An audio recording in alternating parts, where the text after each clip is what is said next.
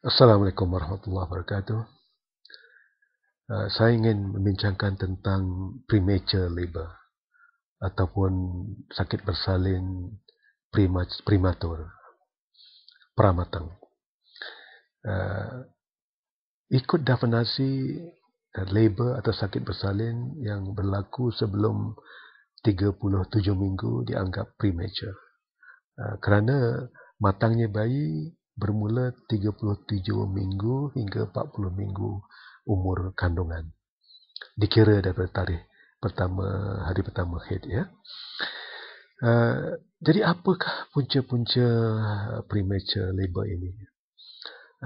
Sebenarnya kita tak tahu punca sebenarnya, tapi apa yang kita tahu ialah rahim kuncup, rahim kontrak, ya, pada waktu yang tidak sepatutnya berlaku.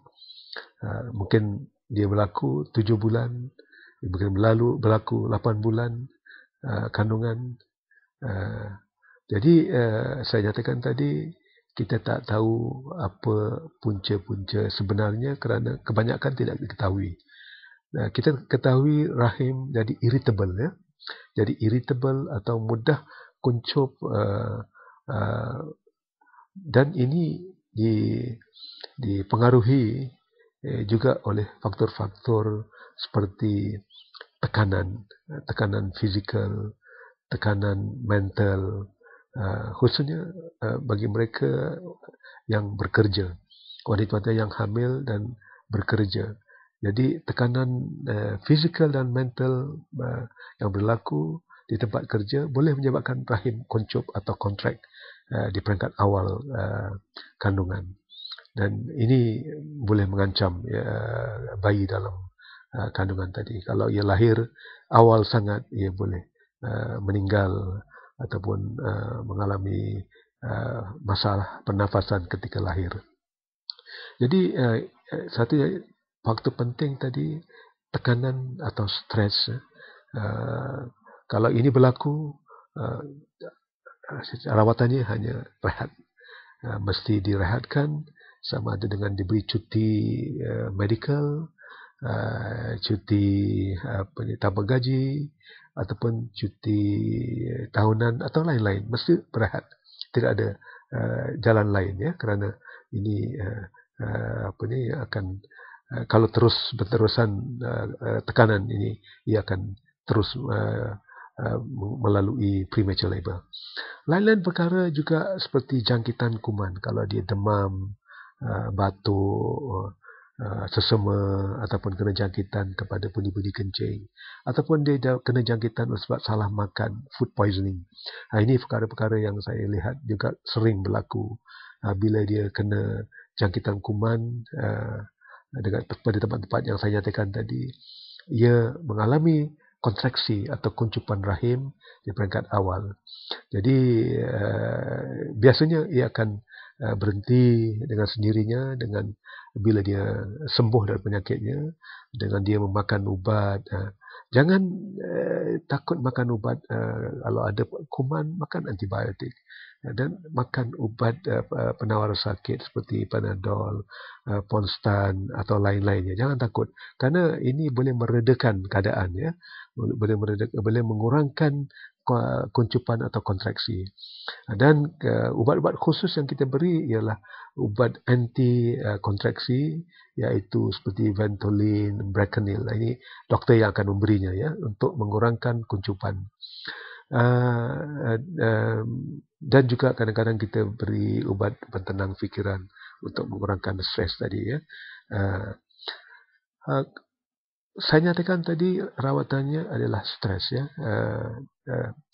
Dan bila berlaku kontraksi ini, doktor mungkin akan melihat macam mana kekerapan dan kekuatan contraction tadi.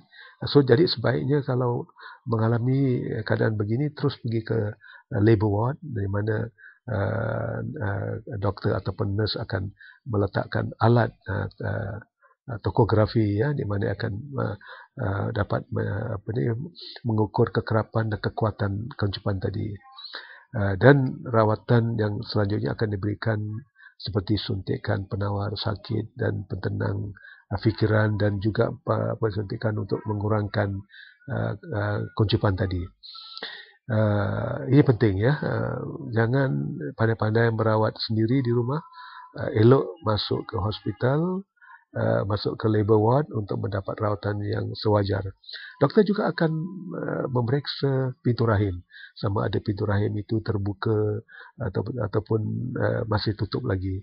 Kalau dah terbuka dan pecah water bag, ini dia punya kata risiko tinggi untuk melahirkan awal. Kerana bila dah pecah water bag, biasanya kita tak boleh tahan labor ini ya. Dia akan berterusan walaupun kita beri ubat-ubat spesifik untuk menahan ataupun mengurangkan kuncupan tadi. Kita kadang kita gagal. Cuma kita dapat mungkin tangguh sedikit. Dan waktu dalam penangguhan itu kita akan beri juga ubat suntikan untuk mematangkan paru-paru bayi. Jadi bila ia lahir nanti, sekurang-kurangnya ia tidak mengalami masalah pernafasan. Jadi premature labour ini ialah satu keadaan yang mana menyebabkan banyak kata morbidity ataupun gejala-gejala pada bayi, kerana keperluan khas untuk menjaganya waktu dia lahir ya. Oleh sebab dia premature, dia susah mengalami masalah pernafasan, mudah dijangkiti kuman, mudah dia punya biochemistry terganggu ya, dan ini mengancam nyawa bayi di sejurus selepas dilahir. Maknanya kos penjagaan akan meningkat lebih tinggi pada sama ada pada individu ataupun pada hospital, pada kerajaan ya. Jadi kalau boleh kita cuba jauhkan perkara-perkara ini sebelum ia berlaku, khususnya pada mereka yang mempunyai risiko tinggi, mereka yang sukar hamil, mengalami masalah kemandulan, mereka terdedah pada risiko premature. Mereka yang ada penyakit seperti penyakit kencing manis, penyakit darah tinggi, ataupun lain-lain ya, faktor mungkin juga pintu rahim dia tak kuat, cervical incompetence ya. Saya nyatakan dalam video lain tentang kelonggaran pintu rahim yang kalau tidak dijahit, tak dikuatkan, ia boleh menyebabkan keguguran dan juga kelahiran awal atau premature labor. Jadi berwaspadalah ya mereka yang ada risiko, yang terdedah pada risiko-risiko ini, untuk mengambil langkah-langkah yang sewajar untuk menjauhkan kelahiran premature. Sekian, wabillahi taufiq wal hidayah. Assalamualaikum warahmatullahi wabarakatuh.